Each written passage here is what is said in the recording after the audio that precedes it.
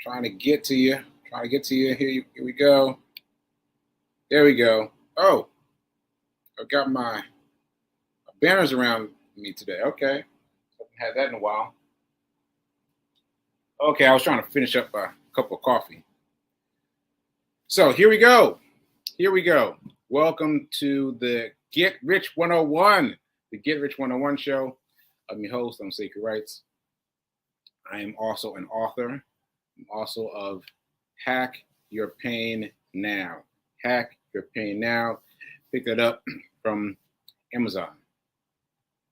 All right. So thanks to New Thought Media Network for allowing me the space to grow, to present myself, to keep trying, and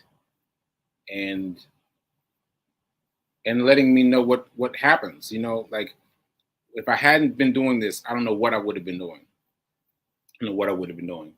But so thank you. New life. I'm sorry. Let me say it right. New Thought Media Network. Thank you, New Thought Media Network. All right. Okay, so we're now convicted that that we are now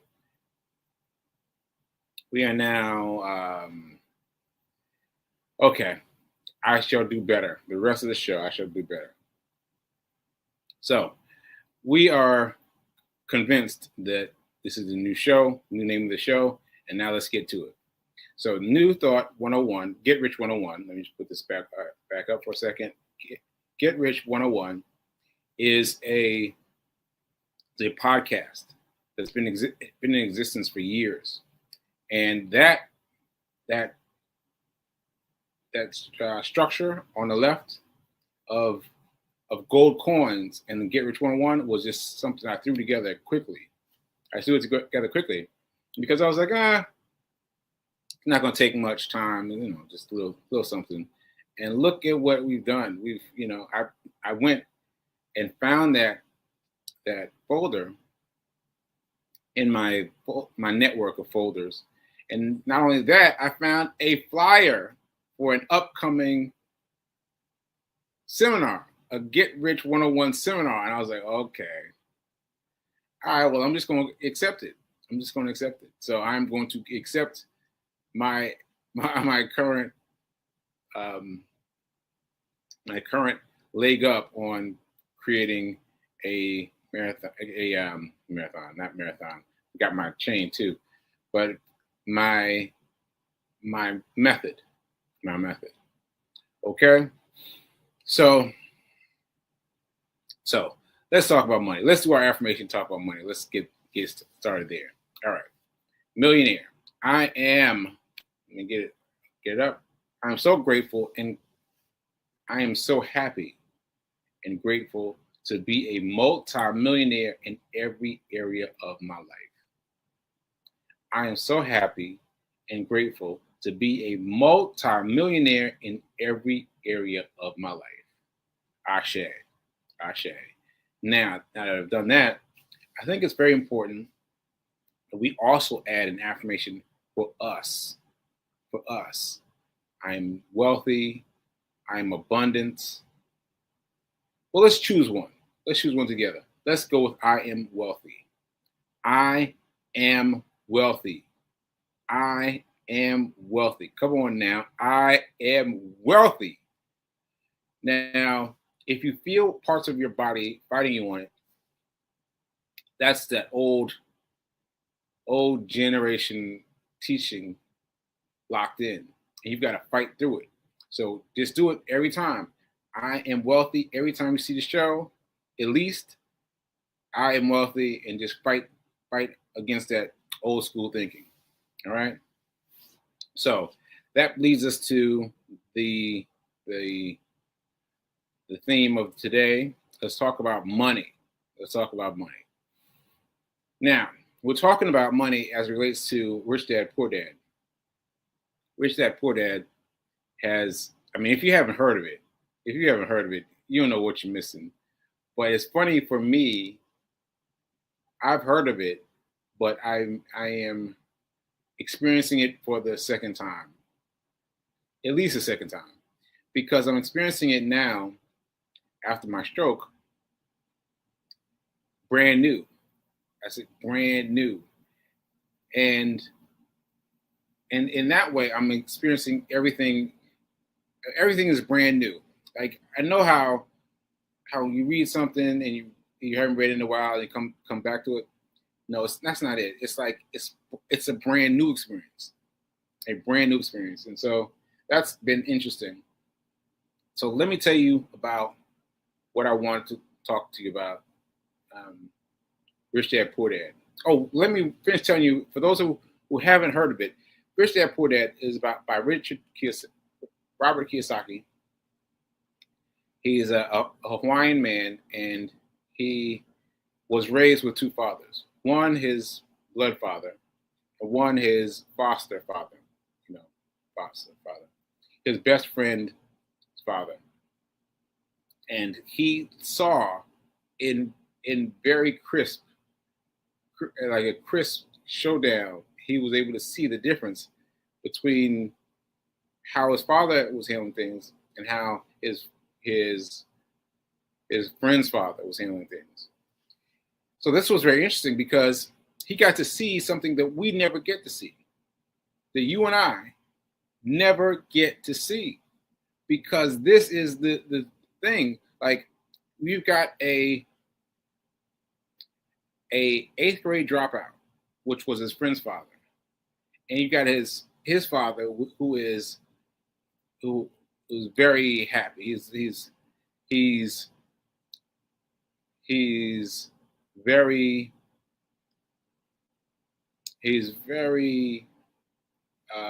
caught up with the things that he's used to.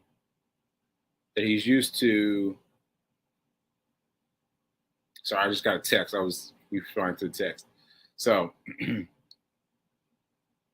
so his foster father was didn't graduate from 8th grade, right? That's it, as far as his education is concerned. His father, his own father, graduated from everything, got a PhD, finished college in 2 years, had a great salary, all those things, but he was unable to establish wealth. Right? He had all the things that he needed to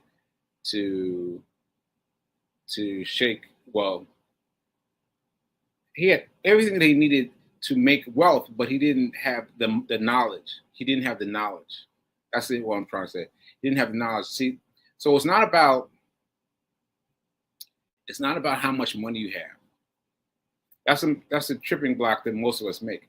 We think we need more money. But that's not true. Because if you think about all the people who win the lottery, and we can't understand how they can end up right back to where they started. Because it's not how much you have, it's what you do with what you have. Right? It's not how much you have, it's what you do with what you have. All right? Matter of fact, I'm going to read this quote from Rich Dad Poor Dad. Most people given more money get into more debt. Say that again. Most people given more money get into more debt. That's what happens. Because I can tell you clearly that I went from making $200,000 a year and down to nothing. That as I scaled up to making $200,000 a year, I didn't even have debt really. Really. I mean, I had some debt, but I didn't put the money where it should have been. Like I did not know then about putting my money in the stock market. I did not know. And how much better my life would be if I had. The one thing I knew about was real estate. Now I was in the process of buying real estate, but I didn't move fast enough. I should have got some real estate then. And that's the one thing I knew. But regardless of all this, what I'm saying is you can have money, you can have more money, more money, more money, more money, and still have the same things, the same things bothering you. Like you get more debt. You have more money, you get more debt. And so the difference is what you do with the money. What you do with the money. All right. So that's why I was talking about spending money on yourself yesterday. Spending money on yourself yesterday, because that's the one thing that changed everything for me. And mind you, I'm still learning. I'm still very much still learning. But what it says is the same thing that everything says. Rich Dad, Poor Dad, The Richest Man in Babylon. Let's just leave with those two books for now. They both say the same thing. Pay yourself first. Pay yourself first. And now I'm going to remind you that when I first read that, I was like, man, come on. Ain't nobody paying myself, because I was like, I didn't have enough money. I have money. I was thinking of it as something I would do when I got some money later on, further down the line. But what I found interesting when I finally tried it, is that once you try it, you'll see how the universe will curry to you differently. Like, I don't know how else to put it. Like, if you try it, you will notice that the universe will work its magic and make it do what it's due. But you have to follow these certain rules. You have to pay yourself first immediately. So this is a lesson for those who are working. Like, you want to pay it now, right? And you want to pay it immediately. And once you take that money aside and put that 10% out of your mainstay, your regular check-in, your regular savings, once you take that money out and put it someplace else, watch, you will be doing everything that you used to do out of the money in your regular checking account. But now you've got this tiny little bit set aside. And I'm telling you, it's incredible. It's incredible. So when I was making money, I got to the point where I was like balling. I was like, oh man, this is incredible. Because let me point this out rapidly, right? You got me making $200,000 a year, right? And I'm not putting aside anything, right? But then you got me making DoorDash money. And I'm setting aside the money, set aside the 10%. And don't you know that 10% just shot up. I was like, what? Are you serious? And so imagine how much quicker it would have shot up if I had done it while I was making that big money, right? But I know now in a way that I can't forget now. No matter how small the amount that comes in, I will take some of that money and farm it out. Because this is the goal. The goal is you've got to change the way you deal with the money that comes in. Once you do that, that's the game over. Because it doesn't matter where the money is coming from. It doesn't matter how little is coming in. It doesn't matter how much is coming in. All you have to do is set aside the money that's coming in. All right. So you just a little bit. Now, one more thing before I move on. I forgot to. Someone asked me after the show to explain myself, me making $40,000. So let me explain. So $40,000. I almost made $40,000 because now this was my first stock purchase. Now this is my first stock purchase, so I was still feeling my way through and feeling it, still trying to feel it out, right? But I put in some money on AMC. AMC, if you remember, during the hiatus, well, like the point where everyone was hiding from the pandemic. Well, they went down to like $1 or $2 per share. $1, $2. Now there was great debate about whether or not they would survive at all. Now, see, now it's like it's just whatever. But at the time, there was a great deal of discussion about whether or not they were going to live. So I bought a little bit. I bought just a little bit now, and then my friends bought some more. Both of them bought more than I did. I was like, "What? You all bought more?" So then I bought more, right? And then I took it to God. I asked God, what should I do with the rest of the money? Because I had some money at that point. I had some money in my savings account. And I was like, God, should I put the money into the fund, to AMC?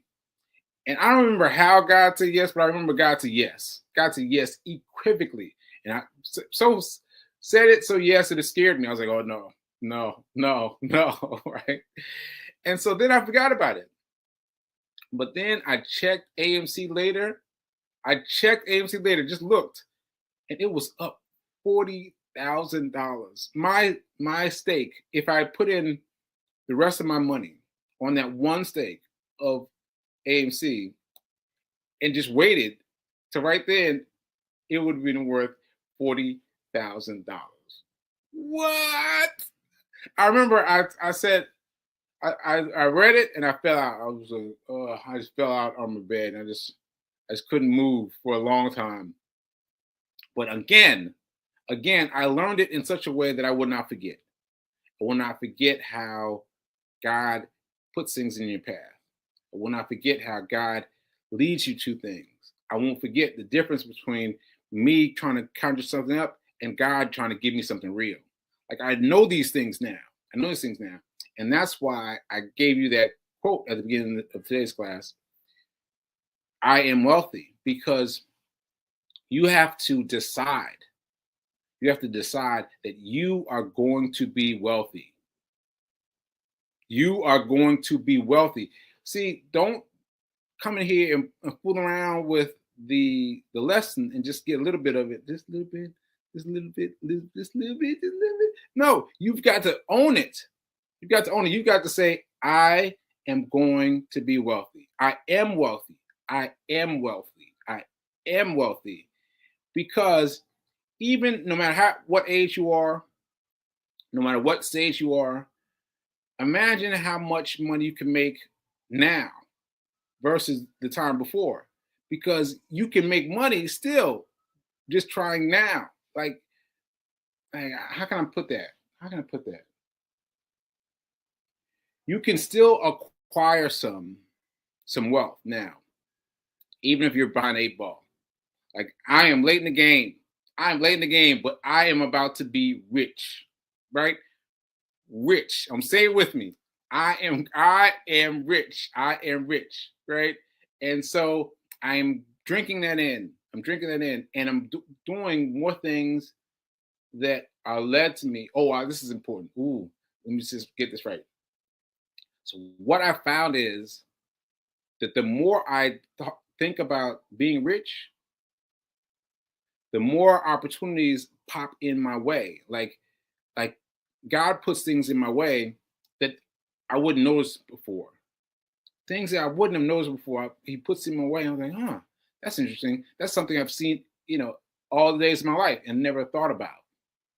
So I'm gonna leave that one there. And we'll talk more about it. But hopefully you guys got something out of this. I wanted to recap my 40 grand story. I wanted to talk about you paying yourself. It works but you have to do it immediately and first. You have to do it immediately and first, and you have to do it to everything that comes in. Everything that comes in is yours to keep. Yours to keep. I just realized I was quoting The Richest Man in Babylon. Good book. Good book. So, what was I saying?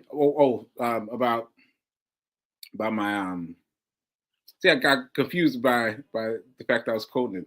But anyway, so I want you to remember that you got to pay yourself. You got to pay yourself first and fast. First and fast, and then forget about it. And then watch that money grow and grow and grow over time. And then we can talk about what to do with it. Then we can talk about what to do with it. Because I got some ideas. I got some ideas about what to do with it. All right. All right. Let me see what's happening with the comments. Let's see. Let's see.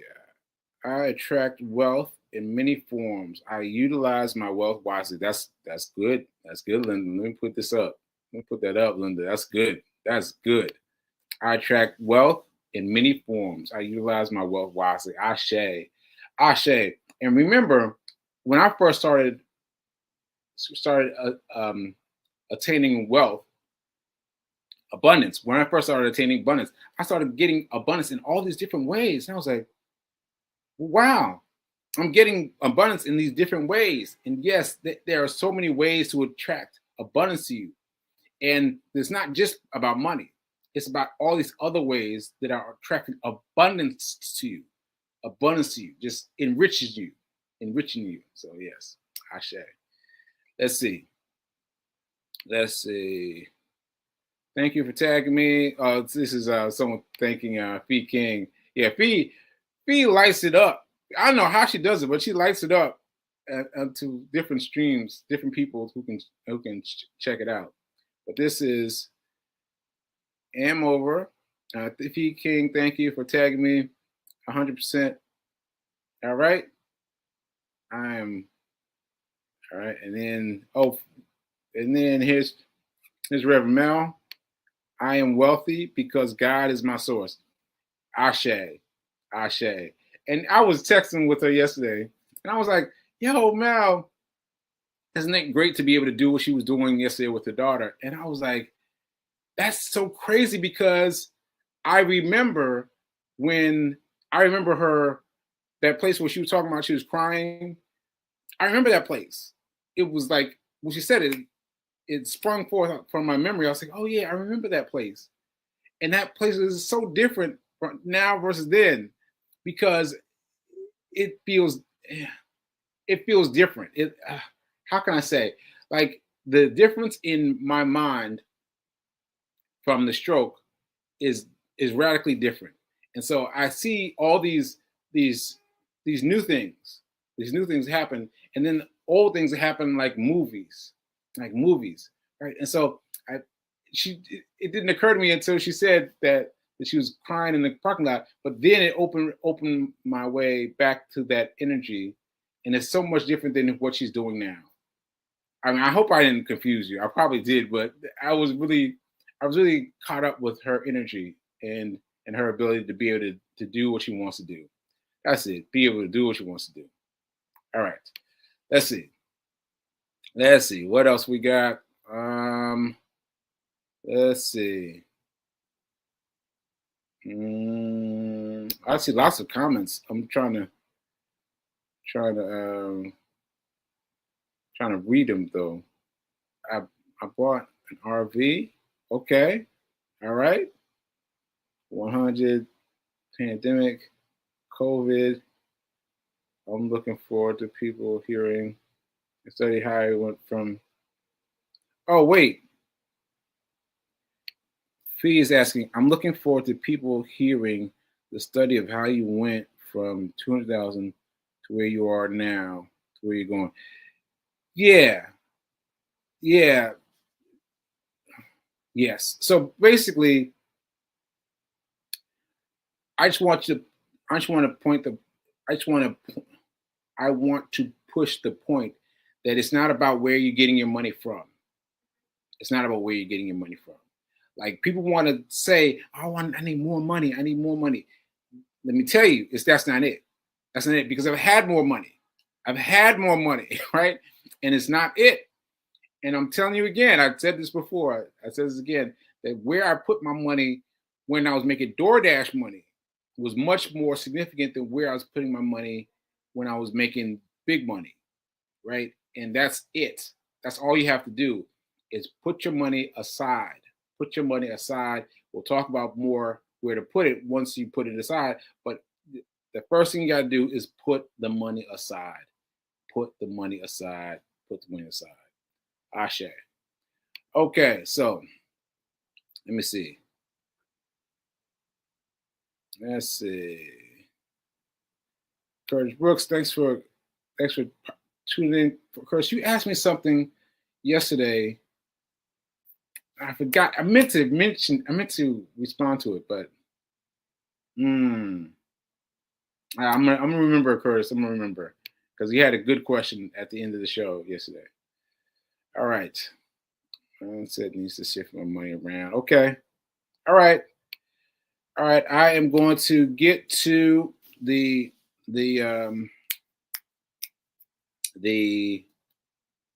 announcements. The announcements. I want to show you. I don't know if I have time to show you now. Well, I want to tell you that I went running with Black Men Run New York City. My first time running with Black Men Run New York City. Now, people have been thinking that I've been running with Black Men Run all along, but I've been running with Black Men Run Nashville. I've been running with Nashville all the time, and this was my first time I ran with the men of Black Men Run New York City, and boy, they had me out. They had me out. They had me running fast and hard and all this stuff, and Fee said to make sure I told them that I had a stroke. But the way that we connected, there wasn't time to tell them that there was a stroke. And so I just had to kind of find my balance. And I found a balance that was much higher than I thought. I was much higher than I thought, much more than I thought I could do. I did. And so I want to keep running with them on Sundays or so. And yeah, keep doing it, because they really had me going. They had me going. All right. So I guess that's it for today. Thanks again for watching. Thanks again for this well, you guys can't see it on Instagram, but on Facebook, they've got this card. These what's it called? Oh, the chart right around me. That's pretty cool.